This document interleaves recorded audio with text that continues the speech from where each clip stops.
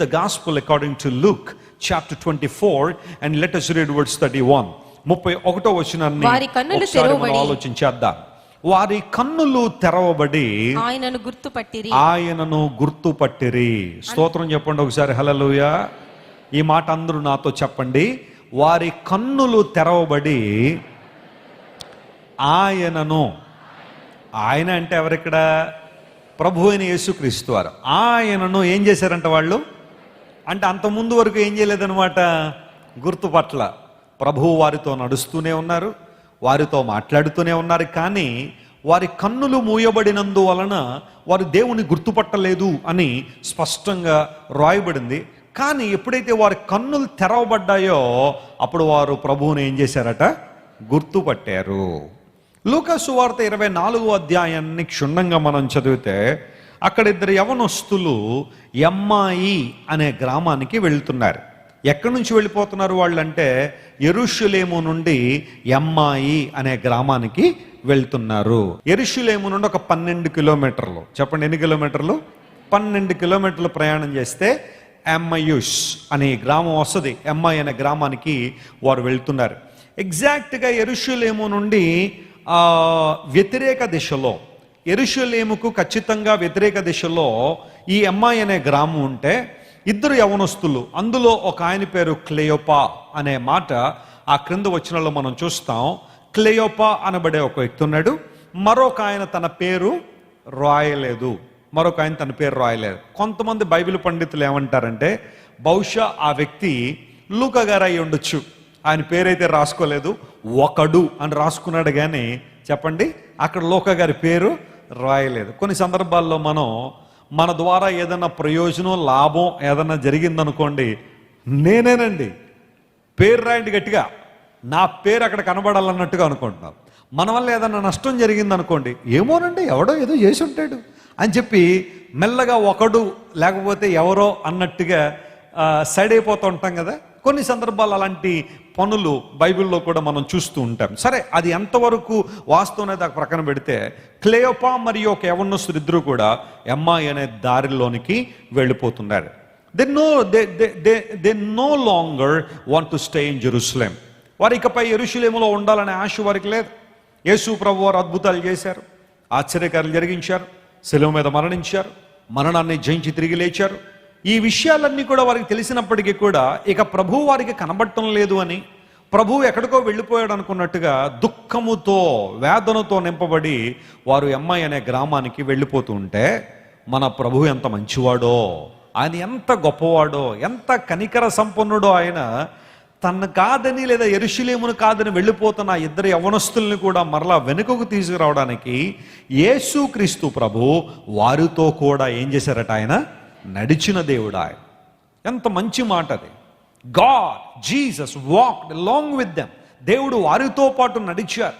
నడుస్తూ ఉండగా, బాబు మీరేంటే దుఃఖముఖులై ఉన్నారు, మీరు బాగా ఏడుస్తున్నారు, ఏంటి సంగతి అంటే వాళ్ళు తమకు తెలిసిన విషయాలని చెబుతున్నారు. నీకు ఈ విషయాలు తెలీదా? ఈ ప్రాంతంలో ఉన్నప్పుడు గతించిన రోజుల్లో జరిగిన విషయాలు నీకు తెలీదా? యేసుక్రీస్తు ప్రభువుని ఎలా చంపారో నీకు తెలీదా అని ఇలాంటి విషయాలను కూడా వారు మాట్లాడుతూ ఉండగా యేసు ప్రభు వారితో ఒక మాట చెప్పారు. చూడండి, ఆ మాటను మీకు జ్ఞాపకం చేస్తాను. లూకా సువార్త 24వ అధ్యాయంలో ఈ మాట చూడండి. 22వ వచనం చదువుదాం ఒకసారి. ఆ మాట అర్థం చేసుకుందాం. అయితే మాలో కొందరు స్త్రీలు తెల్లవారగానే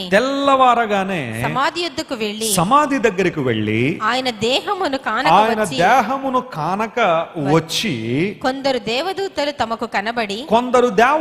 తమకు కనబడి ఆయన బ్రతికి ఉన్నాడని చెప్పిరని మాతో చెప్పి మాకు విస్మయము కలుగచేసిరి. మాకేం కలుగ చేశారట? విస్మయము అనే మాట బైబిల్లో కొన్ని సందర్భాల్లో పాజిటివ్ సెన్స్లో ఉపయోగపడింది, కొన్ని సందర్భాల్లో అది నెగిటివ్ సెన్స్లో కూడా వాడారు. అంటే అన్బిలీవబుల్.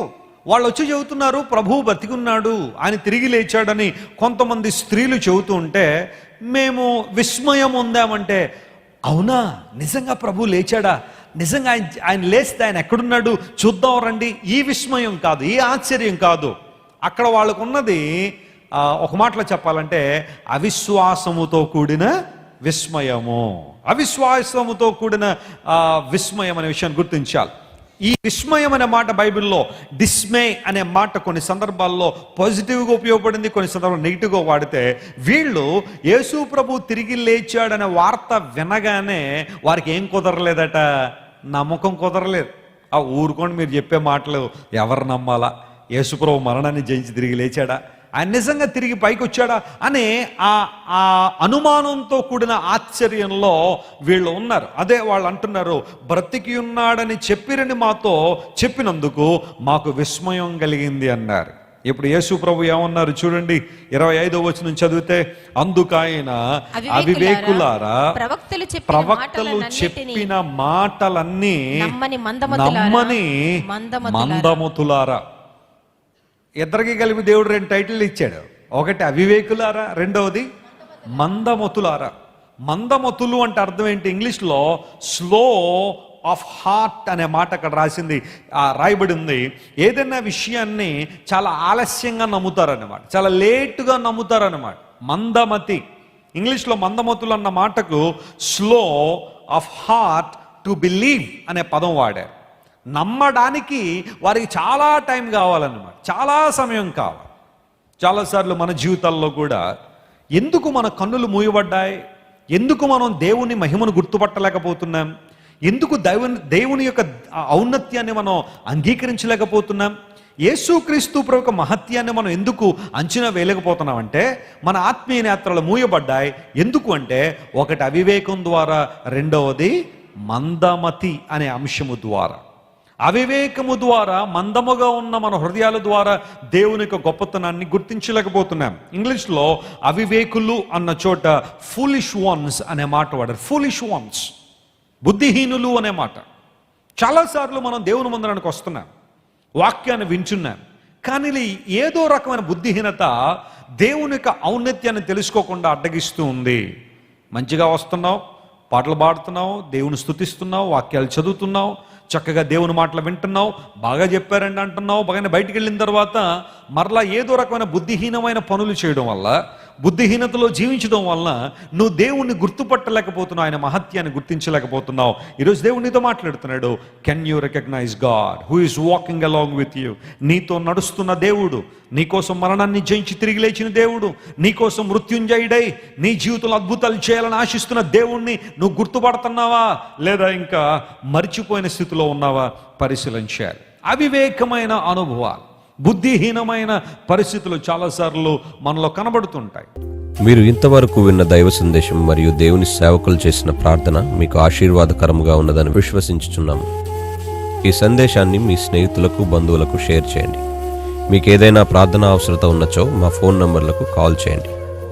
దేవుడు మిమ్మల్ని ప్రేరేపిస్తే విశ్వాసంతో సాగుచున్న ఈ పరిచర్యను ప్రోత్సహించండి.